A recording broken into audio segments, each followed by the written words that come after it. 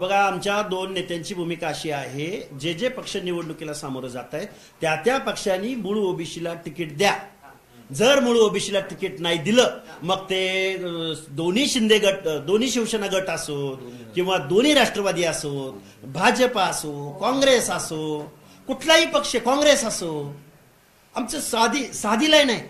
जे डावलतील त्यांचा करेक्ट कार्यक्रम करण्यात येईल. आणि बघा, मी सांगतोय, बघा, जिथं डावललं गेलंय त्याचा उमेदवार आम्ही तिथं जाऊ, तिथं प्रचार सभा घेऊ, आम्ही सोशल मीडियाच्या माध्यमातून सांगू की या माणसाला आपल्याला मतदान करायचं नाही, या माणसाला आपल्याला मतदान करायचंय. आम्ही आमचा न्यूसेन्स व्हॅल्यू दाखवून देणार.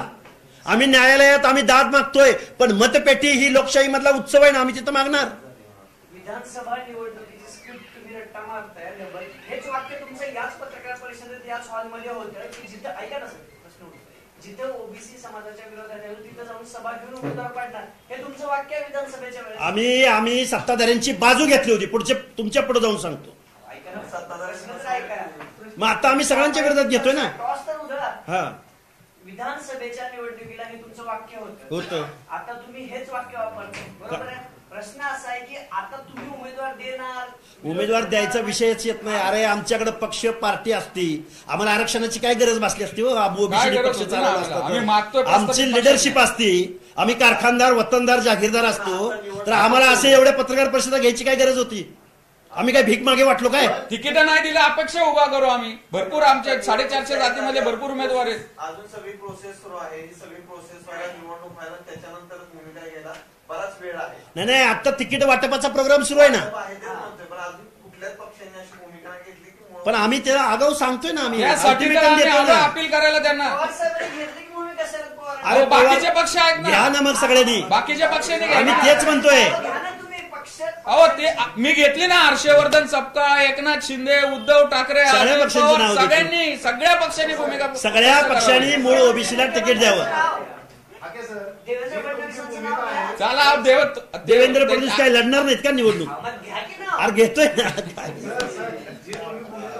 हे बघा, या महाराष्ट्राचे मुख्यमंत्री देवेंद्र फडणवीस साहेबांनी आणि भाजपचे अध्यक्ष काय नाही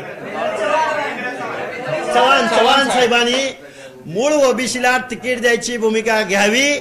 जर मूळ ओबीसीला तिकीट नाही दिलं तरी आम्ही त्यांच्या पक्षाच्या विरोधात. सर ऐका ना, पवारांनी तुमचीच भूमिका मांडलेली आहे. हे नाही स्वागत करत, कारण त्यांची भूमिका मतलबी आहे, मतलबासाठी घेतलेली आहे. अरे ऐका तरी, आता तुम्ही मतलब का म्हणलं ते काय ऐकत नाही तुम्ही. शरदचंद्रजी पवार साहेबांनी 2 सप्टेंबरच्या GR ला विरोध का केला नाही? आता ओबीसी आपल्यापासून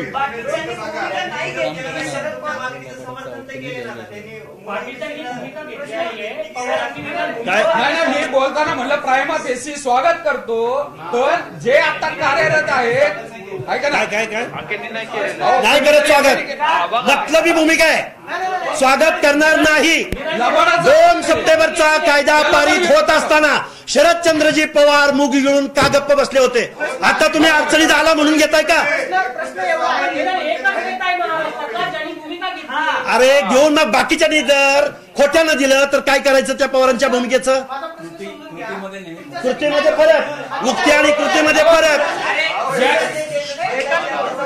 नाही करणार. अरे, आमचं कायद्याने घालवलंय. आमचं घर, एक मिनिट, आमचं ओबीसीचं घर उद्ध्वस्त होत असताना 2 सप्टेंबरचा GR निघत असताना पवार साहेब कुठे गेले होते? आता तुमच्या निवडणुकीत अडचण आली म्हणून तुम्ही भूमिका घेताय का?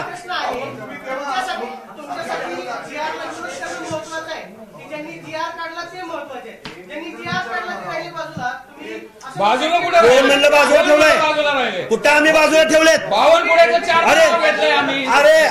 आम्ही विरोध कुठे? अरे, मुख्यमंत्र्याचं नाव अजून एक थांबा, मुख्यमंत्र्याचं अजून एकदा नाव घेऊ का?